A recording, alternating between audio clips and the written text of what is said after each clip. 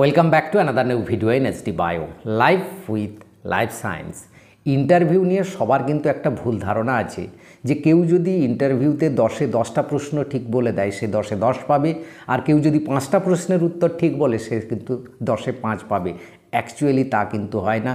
এমনও হয় যে 10-এ 5টা প্রশ্নের উত্তর বলে বেরিয়ে আসে সে বেশি নাম্বারও পেতে পারে। কেন পেতে পারে আজকে সেই নিয়ে আলোচনা করব।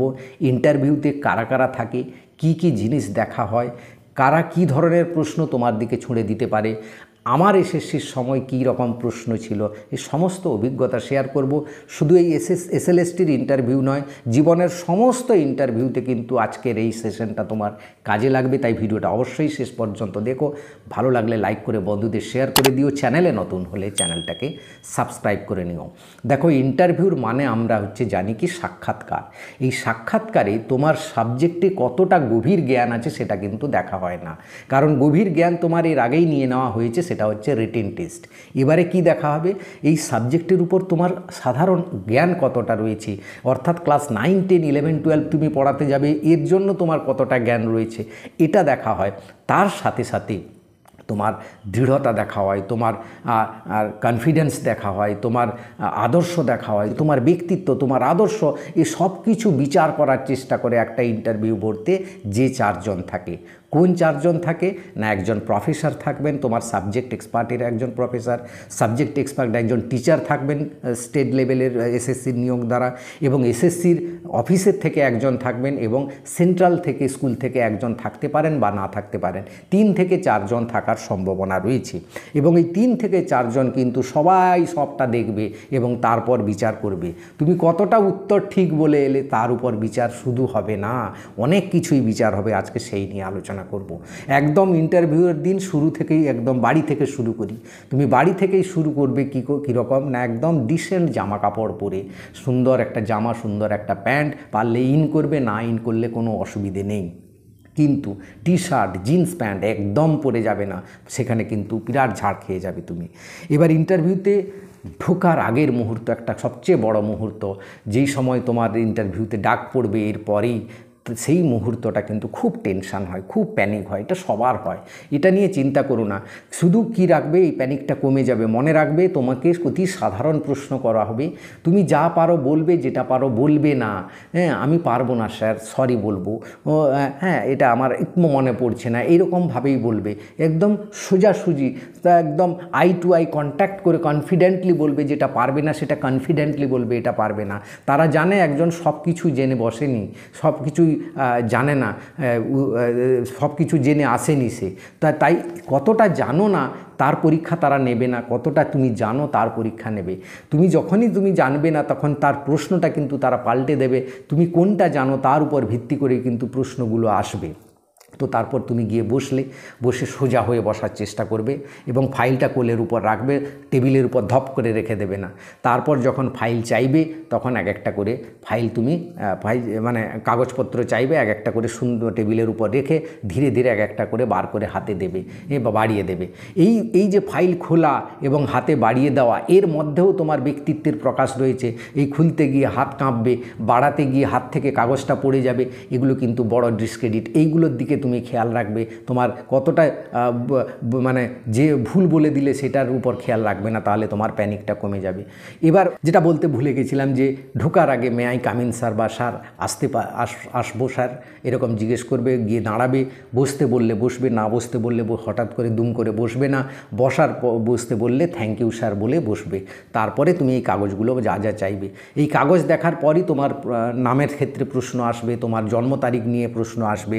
এইগুলো একটু খেয়াল রাখবে। তোমার নামের কোনো বিশেষ মানে থাকলে, তোমার জন্ম তারিখ বিশেষ মাসে থাকলে, বা সালটায় বিশেষ কোনো থাকলে, কোনো ঐতিহাসিক ঘটনা, কোনো ঘটনায়, বা তুমি কোন জেলা থেকে আসছো সেই জেলার, তুমি যদি বিশেষ করে আর্টসের স্টুডেন্ট হও সেই জেলার কোনো বিশেষ ঘটনা বা ঐতিহাসিক বা ভৌগোলিক অবস্থান, এই জায়গাগুলো শুধু জেনে যাবে। এইগুলো শুধু দু একটা টুকটাক প্রশ্ন ছুঁড়ে আসতেও পারে, এগুলো একটু খেয়াল রাখবে। হ্যাঁ, এছাড়া সাবজেক্টের, বিশেষ করে সাবজেক্টের কোনগুলো পড়ে যাবে, 9, 10, 11-12 এর বেশি একদম পড়ে যাওয়ার দরকার নেই, এর বেশি লেভেলে প্রশ্ন কিন্তু করবে না। এই সাধারণ প্রশ্নগুলো হবে, এইগুলোকে তুমি খেয়াল রাখবে। এবার বিদ্যালয় রিলেটেড কিছু প্রশ্ন আসতে পারে, সেই বিদ্যালয় পরিচালনার ক্ষেত্রে বা বিদ্যালয়ের তুমি একজন শিক্ষক হিসাবে ক্লাস কন্ট্রোল কিভাবে করবে, বা দুষ্টু ছেলেকে কিভাবে কন্ট্রোল করবে, বা সব ছেলের দিকে কিভাবে অ্যাটেনশান দেবে, এই রকম দু একটা প্রশ্ন আসতে পারে, যেগুলো চাইল্ড পিডাগগি বলা হয়, যেগুলোকে সাধারণত বিএডের সময় তোমরা পড়েছো, সেইগুলো থেকেও দু একটা প্রশ্ন আসবে। এবার বিদ্যালয় রিলেটেড বা সাবজেক্ট রিলেটেড দু একটা প্রশ্ন আসবে, যেমন ধরো ইংরেজি শিক্ষককে জিজ্ঞেস করে ফেললেন যে ইংরেজিতে সবাই কম নাম্বার পায় কেন, বা অঙ্কের শিক্ষককে জিজ্ঞেস করলে অঙ্ক করতে সবাই ভয় পায় কেন, তুমি এই ভয়টা কিভাবে দূর করবে।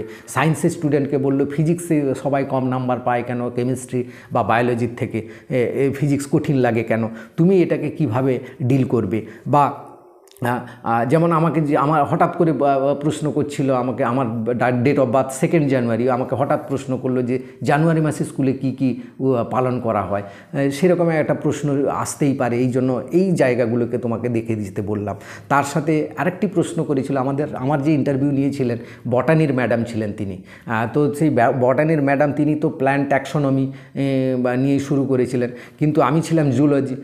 বটানি আমার একদম ভালো হতো না, এবং প্ল্যান্টের যে সিস্টেমেটিক এবং ট্যাক্সোনমি তো খুব আমার পুর অবস্থায় ছিল। সেটি প্রথম উত্তরটা তো বলতেই পারিনি। দ্বিতীয় উত্তরটা প্ল্যান্ট সেল নিয়ে, প্লাস্টিড নিয়ে বা ক্লোরোপ্লাস্ট নিয়ে একটা কি প্রশ্ন করেছিলেন, এক্স্যাক্টলি আমার মনে নেই, কিন্তু তার উত্তরটা আমি এই ডিএনএ রিলেটেড কি একটা প্রশ্ন ছিল, তার প্লাস্টিডের ডিএনএর সাথে আমি মাইটোকন্ড্রিয়ার ডিএনএ, সেটা প্রশ্নে ছিল না, তার রিলেটেড প্রশ্ন করে আমি উত্তরটা দিয়েছিলাম। অর্থাৎ আমি এটা জানি না এক্স্যাক্টলি কীটা আমার মনে পড়ছে না, কিন্তু এই রিলেটেড আমি এই জিনিসটা পড়েছিলাম, আমার মনে আছে। তো এইটা যখন বললাম, তার পরবর্তী প্রশ্নগুলো কিন্তু সমস্ত জেনেটিক্সের প্রশ্ন এলো, এবং জেনেটিক্সে কিন্তু আমি খুব ভালো ছিলাম, এবং তার পরের প্রশ্নগুলো ফরচুনেটলি জেনেটিক্সের উত্তরগুলো আমি সব ঠিকঠাকভাবে দিতে পেরেছিলাম। এই জন্য ইন্টারভিউর পরের প্রশ্নটা কি হবে, এটা তোমার উত্তরের উপর নির্ভর করছে। তুমি যে টপিকটায় স্ট্রং, তোমার উত্তরটাকে রিলেট করে সেই টপিকে তোমাকে নিয়ে চলে যেতে হবে। দিলে দেখবে পরবর্তী প্রশ্নগুলো ওই দিকেই আসছে, তোমার জানা টপিকের উপর আসছে, বা তুমি যে যে টপিকটায় স্ট্রং সেই টপিকের দিকে প্রশ্নগুলো ধেয়ে আসছে, তাহলে তোমার উত্তরগুলো বলতে শুরু হবে। তো ইন্টারভিউ প্রশ্নগুলো কি হবে সেটা এক্স্যাক্টলি তোমার উপর ডিপেন্ড করে। হয়তো প্রথমে তোমাকে তোমার সম্পর্কে বলতে বলল, সেটা তুমি কিভাবে বলছো, বিরাট অনেক কিছু বলে দিলে তা নয়, তোমার পজিটিভ পয়েন্ট 2-4টা বলে যেভাবে বলছো, তোমার এই বলার ধরন, সেই বলার ধরন থেকেই তারা তোমাকে বিচার করবে যে হ্যাঁ, এই হচ্ছে একজন যোগ্য শিক্ষক।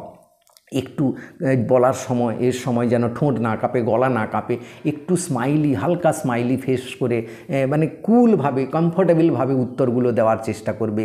তুমি যেটা জানো সেটা বলবে, যেটা জানো না স্যার এই মুহূর্তে সরি স্যার মনে করতে পারছি না, তবে আমার মনে হচ্ছে এই রিলেটেড আমি একটা জিনিস এরকম পড়েছিলাম, সেরকম যদি রিলেট করতে পারো, তাহলে ইন্টারভিউয়াররা জাজ করতে পারবেন যে হ্যাঁ, ছেলেটা পড়েছিল, এই জিনিসটা পড়েছিল, রিলেট করতে পেরেছে, ঠিক জায়গায় পৌঁছেছে, কিন্তু এক্সাক্ট উত্তরটা এখনই ভুলে গেছে। ভুলে যাওয়াটা স্বাভাবিক একটা ইন্টারভিউ বোর্ডে, সেটা ইন্টারভিউয়াররা কিন্তু ভালো করেই জানেন। তাই এই জিনিসগুলো করবে, তুমি যে জিনিসগুলো জানো, তুমি যে পড়েছো, তার সঙ্গে রিলেট করে দেবে। কোনো জিনিস যদি উত্তর একটু না জানো, রিলেট করে দিলে কিন্তু তারা তোমার কনফিডেন্স লেভেলটা বুঝতে পারবে। এই জিনিসগুলো কিন্তু ইন্টারভিউতে দেখা হয়, এগুলো তোমাকে কিন্তু খেয়াল রাখতে হবে। তবেই তুমি কিন্তু 10টা প্রশ্নের মধ্যে তুমি যদি, অ্যাকচুয়ালি ইন্টারভিউ মানে 10টা প্রশ্ন 10 মার্ক তা কিন্তু নয়। কাউকে 2টো প্রশ্ন করে ছেড়ে দিতে পারে, কাউকে বা 12টা প্রশ্ন করতে পারে। কারোর কাছে দেখো প্রশ্নের উত্তরগুলো খুব সুন্দর পাচ্ছে, তাকে মনে হবে দেখবে ইন্টারভিউ প্রসেস লেন্দি হচ্ছে, তোমাকে আরও প্রশ্ন করতে খুশি হচ্ছে, তারা খুশি মনে প্রশ্ন করছে।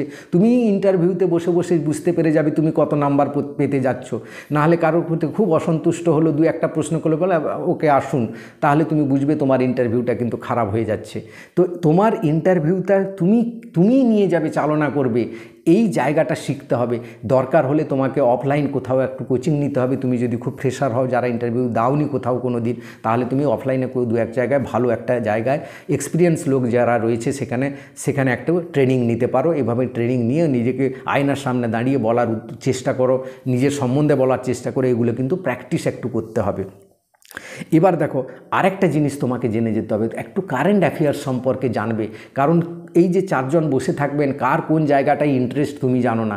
কেউ হয়তো কারেন্ট অ্যাফেয়ার্স নিয়ে খুব পড়াশোনা করেন, কারণ ম্যাচিওর লোকেরা তো পেপার খবর টবর দেখে, বর্তমান যে আমেরিকান যে ট্রেড ডিল হচ্ছে সেটা সম্পর্কে জানবে, বা ইসরায়েলের হামাসের যে যুদ্ধ সেই যুদ্ধের সম্পর্কে দু এক কথা জানবে বা তোমার অভিমত দেবে, বা রাশিয়া ইউক্রেন ওয়ার নিয়ে যে ব্যাপারগুলো চলছে বা ন্যাটোর যে ব্যাপারগুলো চলছে, এই ব্যাপারগুলো সম্পর্কে সাধারণ জ্ঞান থাকা দরকার একজন টিচার হিসাবে, আপডেট থাকা দরকার।